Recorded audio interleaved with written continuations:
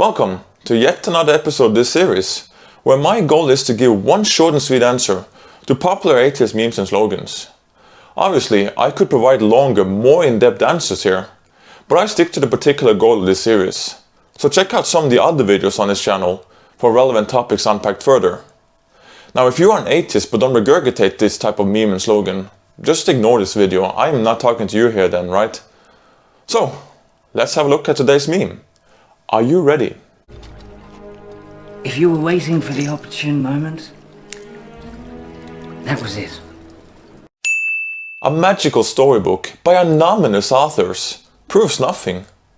There's a lot to say about everything on this meme, but I'm just gonna go straight to the meat.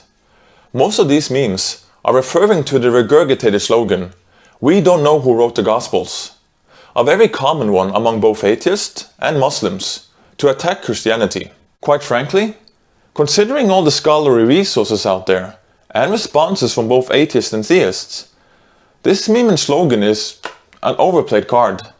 And give me a minute to explain why, with 3 steps. First of all, there are no competitive rivals to the traditional authorships of the Gospels. The kind of evidences we have for the authorships of the Gospels is something historians normally will drool all over. It's early, and it comes from writers all over the Roman Empire. Secondly, take all biographies written in that period, 150 plus years before the time of Jesus, and if going a couple of hundred years after the time of Jesus. Jesus being close to the middle here. We end up with 100 biographies. 98 of those 100 biographies are anonymous. 98! The passing by Peregrinius by Lucian of Samosata from the middle of the 2nd century, and the life of Elias in the Historia Augusta, which was written quite late, at the end of the 4th century, like almost a half century after the Council of Nicaea. That's how late that one is. So, these are the only 2 among the 100 biographies that we have inside this mentioned couple of hundred years time period, with Jesus around the middle here, that contains the author's name. It just wasn't normative for ancient Greco-Roman biographies.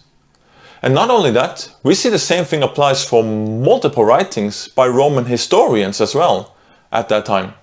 Which brings me to my 3rd and last point, for the sake of time.